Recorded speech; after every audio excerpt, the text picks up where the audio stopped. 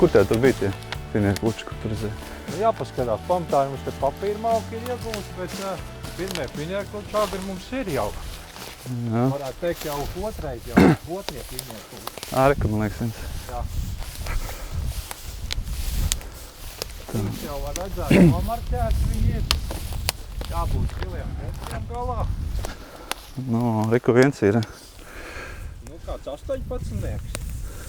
Nu, 19 centimetri tieaugalī šitas ir. Audzes ir brangi, manuprāt, jo 21, 22 gados iegūt audzē pirmos finieru klučus, un šajā konkrētajā te būs vairāk nekā krava finieru kluču, ko mēs tuvākā laikā piegādāsim mūsu rūpnīcai Lignumā. Te ir tas punktiņš, kur mēs atrodamies. Tās platības, ko mēs šeit esam iegādājušies, mēs 90. gadu beigās ieguvām savā īpašumā. Tajos laikos bija faktiski neizmantots lauksaimniecības zeme, un pašvaldības meklēja kādu zemes saimnieku, kurš varētu saimniekot, un tad viņi uzrunāja mūs. Un šodien grūti noticēt, ka pirms 22 gadiem te, kur šodien zaļo šīs lepnās bērzu plantācijas, bija pavisam cits skats. Un mums ir iespēja palūkoties te tālajā vēsturē, kad Latvijas finieris bija tikai nesen, kā uzsācis tagad jau tik labi zināmo bērzu programmu, un aicināja tajā iesaistīties ne tikai meža nozares kolēģus, bet arī visplašāko sabiedrību. Ukri 2000. gads. Stādīsim bērzus! Jā, un tieši to arī šai reizē darīsim, jo Latvijā taču sākušās meža dienas. Un ieskaņas pasākums vērienīgajai mežanieku un kokrūpnieku kopēji iecerētajai šī pavasara koku stādīšanas programmai Meža dienas 2000 bija akcijas sabiedrības Latvijas finieris, Latvijas kultūras fonda un raidījuma Savai zemītei jau 2. gadu kopēji organizētā bēru stādīšana. Šoreiz gan pašā mūsu zemītes maliņā, Dobeles rajona Ukru pagastā. Šī saulainā pavasara diena kopā pulcināja vairāk nekā 100 talciniekus. Uz čaklu strādāšanu bija sataisījušies ne tikai mūsu meža nozares pārzinātāji, bet arī Ukru, Bēnes, Auces un Bukaišu skolu bērni. Un pieturoties pie pagājušā gada tradīcijas, arī sabiedrībā pazīstamie bērziņi. Šoreiz gan politiskās dzīves karstie notikumi ievilka savas korekcijas mūsu scenārijā, un arī bērziņu skaitliskajā sastāvā, toties par prieku visiem, meža dienu pasākums izrādījās svarīgāks par citām tās dienas lietām mūsu zemkopības ministram Aigaram Kalvītim. Īpaši mīļu sagaidīšanu izpelnījās arī omulīgais un darbīgais bērziņa kungs no finiera, kurš tajā dienā uzņēmās tādu kā darba pāraugu un arī saimnieka lomu. Tajā dienā visiem kopā strādājot bija paredzēts apmežot 9 hektārus šoreiz lauksaimniecībā neizmantojamās zemes. Jā, tāda nu reiz ir dzīves realitāte. Latvijā šobrīd jau ir gandrīz 500 000 hektāru šādu pamestu ar krūmiem aizaugušu platību. Tā jāķers klāt un ar steigu.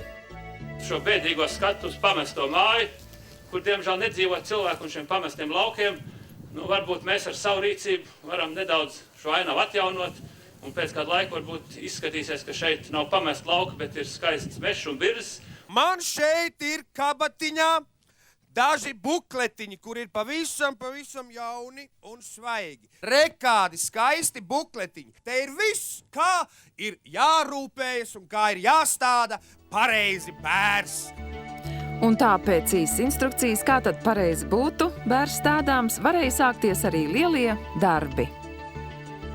Kā redzat, arī par lāpstu trūkumu nevarēja sūdzēties, to pietika visiem un atlika tikai pabrīnīties, cik ātri pulkā veicās darbi un cik patiesi strādāt gribošajā saulainajā dienā bija gan lielie, gan arī mazie talcinieki.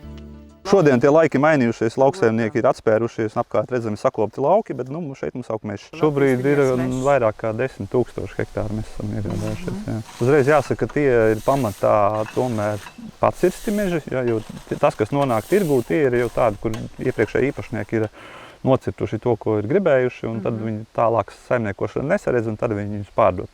Un tad savukārt tādi uzņēmumi kā mēs un citi, kas atkal mēģina to nopirkt un atkal saimniekot ilgtermiņā. Jo mūsu mērķis ir ilgtermiņš. Mēs neskatāmies šodienā, mēs skatāmies rīt un pēc 10, pēc 20, pēc 50 gadiem. Cik tad ir daudz jūsu akcijas sabiedrībai tādu zemju, kuras būtu apmežojamas? Zemes vēl patreiz daudz pārāk nav, kad vairāk par 1000 nedaudz hektāru, bet mēs esam izvēlējušies 3 Latvijas reģionus, būs arī 4. tāda vieta. lai pamatā radīt tāds atbalsta punkts, kur varbūt drusku demonstrēt, censties iesaistīt arī cits cilvēks šī pasākuma. Mums liekas, ka vietas Latvijā ļoti daudz, kur to varētu darīt. Tā, kad mēs to sākām darīt, mēs jau pieredzes nebija. Mēs mācījāmies no Skandināviem un mēs paši rakstījām bukletus, ka iestādīsi mežu un tad 20 gados nāks ar pirmo krājas kopšanu, iegūsi papīrmalku, pārdosi un tad tu būsi atsitis atpakaļ tās pirmās izmaksas. Jā. Faktiski mums pirmā kopšana sanāca 16 gados un tagad otrā 22 gados. Tā kā mēs tajā periodā, ko mēs bijām domājuši, kad mēs nāksim vienreiz, mēs esam jau divreiz atnākuši, teiksim. Tie rezultāti katrā ziņā ir labāki nekā mēs kādreiz mēģinājām iztēloties. 2016. gadā tad bija 16 gadi vecs tas mežs, tad mēs veicām pirmo krājas kopšanu, kad bija jau jāretina un ieguvām pirmās papīrmalkas kravas. Un tagad pagāja pēc tās pirmās kopšanas, kad 5 gadi mēs skatāmies, kad tomēr jākop vēlreiz, un tad, kamēr saņēmāmies, pagāja vēl 2 gadi, tagad ir 7 gadi pagājuši, un taisam otro krājas kopšanu un atkal iegūstam materiālu. Šobrīd arī tas tirgus cenas ir ļoti labvēlīgas. Faktiski tāda pa papīrmalku runājot, viņas ir pat ekstremāli augstas. Šobrīd, ja nemaldos, 116 eiro apmēram tāda bija pa kubikmetru, tas maksā ostā. Tas ir šis brīdis 22. gads, jā, kad ir karš, ir pandēmijas sekas un vienkārši grūts laiks. Jā. Tas arī daļai ir saistīts ar karu, protams, bet tās cenas ir augstas un meža īpašniekam tas ir tāda iespēja laiks. Te jau ir tā lieta, kad ir divas puses. No vienas puses vajag tīri no mežsaimnieciskā viedokļa kopt, jo tie koki sādā konkurē, un tad viņi viens otram neļauj tik ātri augt. Tas ir no tāda viedokļa, tev ir jākopj, un plus vēl ir šis superīgās tirgus cenas, kas tev ļauj iegūt labus ienākumus. Bet klāv arī par tiem finiereklučiem, tā kā īpaši tie ir bijuši kaut kādi īpaši eksemplāri, kas šādu pieaugumu ir. Nu jā, šajā platībā ir stādīti arī priekš zinātniskām vajadzībām koki ar dažādām izcelsmēm no dažādām Latvijas vietām. Šeit arī zinātnieki salīdzina pēc tam, kuri koki aug labāk, un tad tālāk šo materiālu jau izmanto selekcijai, un tas materiāls tika izmantots sēklu audzēšanai siltumnīcās, lai pēc tam iegūtu meža nozare, lai iegūtu to labāko sēklu materiālu, kurš ir, kā zinātnieki saka, 20–30% ražīgāks nekā, teiksim, būtu, ja vienkārši no meža paņemt. Ražīgāks gan pieaugumā, gan slaidumā. Jā, nu tas ir selekcijas uzdevums, kad tu tos kokus iestādi un tad skaties visas šīs pazīmes, kā viņi zarojas, cik viņi strauji aug, vai viņi ir taisni, un tā tālāk, un tad izlasa tos labākos eksemplārus, kurus tālāk tad izmanto sēklu ieguvei. Ja vēsturiski tas bērns vispār, kas saka, padomju laikos bija tā kā drusciņ kā nezāle mežā, viņš tika mērķiecīgi ņemts ārā no tā meža, tad kopš mēs uzsākām bērzu programmu kopā ar daudziem citiem, kas saka, sadarbības partneriem, tad kopš tā laika tas ir strauji mainījies. Šodien bērns ir atzīstama saimnieciska suga, un tieši šajā brīdī bērns patiesībā ir visvērtīgākā suga Latvijas mežā, visvērtīgākā. Bet tā, protams, ir cenu konjunktūra, tas mēdz mainīties. Bet vienalga par eksportu. Piemēram, jau šo mēs skatāmies, skaidrs, ka te ir pāris nogriežņi finiereklucis pilnīgi noteikti. Tad mēs redzam tagad 22